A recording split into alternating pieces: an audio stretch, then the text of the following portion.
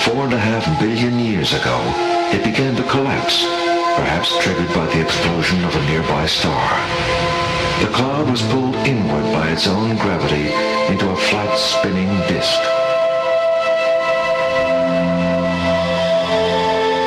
At the center, a star began to form. From the leftover matter, planets were taking shape.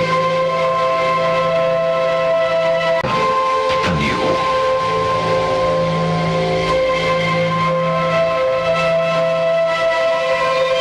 Now, 4.5 billion years later, a new miracle has evolved. Intelligent life, reaching out beyond the planet of its birth.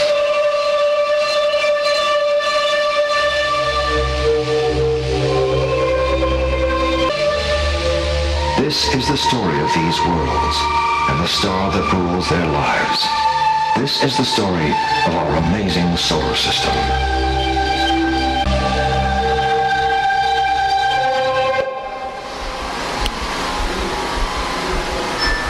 So this is a story of our amazing solar system.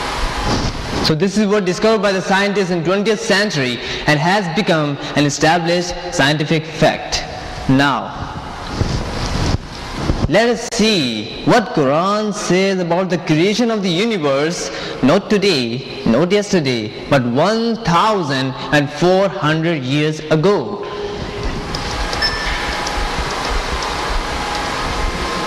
And it says in Surah Al-Anbiya, verse number 30, that do not the unbelievers see that the heavens and the earth were joined together as one unit of creation before we clove them asunder?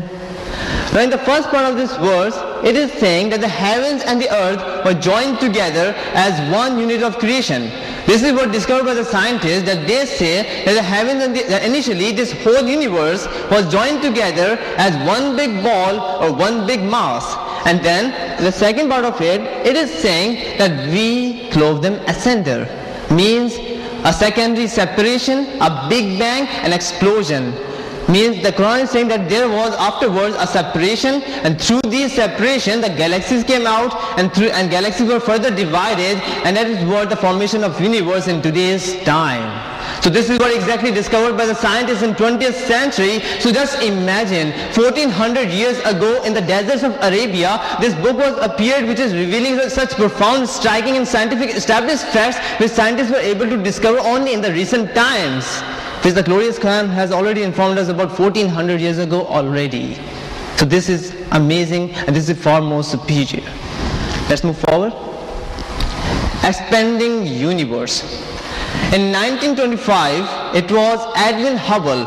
He was an American astronomer, and on the basis of his observations, he said that the galaxies in the space are going away from each other. Therefore, this universe is expanding. However, later on it became an established scientific fact that the universe is really expanding. And some other scientists referred this discovery a biggest revolutionary discovery of the 20th century. Now let us see what Quran says about the nature of the universe. And before that, this is a picture of expanding universe. At the bottom of it, there was a big bang. Through this big bang, galaxies came out, and the galaxies were in an expanding nature at that time, and the galaxies are in an expanding nature today. So the upper side of the picture is the present picture of universe in which we live. And this is much bigger and much larger than the time of it at its beginning. Now let us see what Quran says about the nature of the universe. It says in Surah Zariyat, verse number 47, that we have created the expanding universe. Now this one verse is clearly saying that this universe in which we live, this is an expanding universe. And just imagine, for those scientists who refer this discovery, a biggest revolution discovery of the 20th century, the glorious Quran has already informed us 1400 years ago. So at that time when even mankind was even unable to imagine or even to think about such discoveries which the glorious Quran has already informed us 1400 years ago, and the scientists are able to discover in the recent times only. Let's move forward now. shape of the earth. Previously, in the past, people thought that the earth on which we live, the shape of the earth is a flat one. It's not spherical, it's a flat one. In the past, people thought.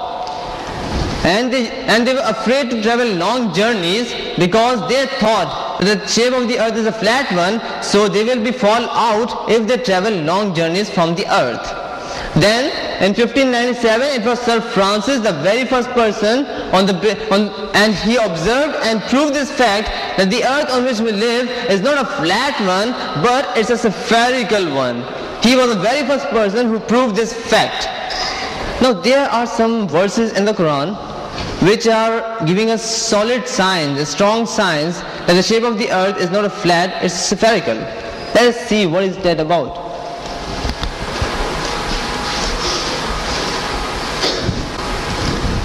In Surah Luqman, verse number 29, it says that ceased thou merges night into day and he merges day into night. Now here the word merging means that night slowly and gradually overcomes the day and day slowly and gradually overcomes the night. Now here if we use our intelligence, then we can understand that this process can only be happen if the shape of the earth would be a spherical one and not the flat one. If the shape of the earth would be a flat one, then there would have been a sudden change from night to day and day to night. But we see on a daily basis that does not happen like that. Night slowly and gradually overcomes the day and day slowly and gradually overcomes the night. So in Surah Zamar also in verse number 5 it says, He created the heavens and the earth in true proportions. He makes the night overlap the day and the day overlap the night. Now this process again can be happen that if night slowly and gradually overcomes the day and day slowly and gradually overcomes the night. So this process can only be happen if the shape of the earth is a spherical one and not the flat one. So the Quran is giving us more scientific examples than the science itself.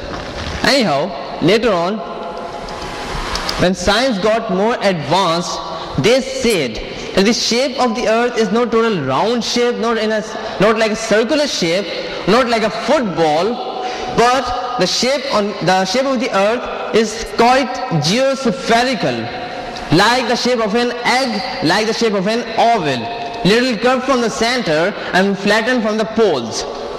Regarding this, the Quran contains exactly the same description in Surah Naziyat, verse number 30, it says, And the earth, moreover, hath he made egg-shaped. Now here the Arabic word used for egg is dahaha. That is an Arabic word. That word specifically refers to the egg of an ostrich. Not any ordinary egg, not the egg of chicken, but the egg of an ostrich. And if we resemble the shape of the earth and the shape of the ostrich egg, then we will know that they both resemble in absolute perfection. Because the shape of the earth is geospherical and the shape of an ostrich egg is also geospherical. So this is what discovered by the Quran 1400 years ago, and that's what the scientists are today discovering in today's present century or in the previous centuries. Let's move forward. Shape of the earth. Now this is a very interesting fact which commonly we don't know.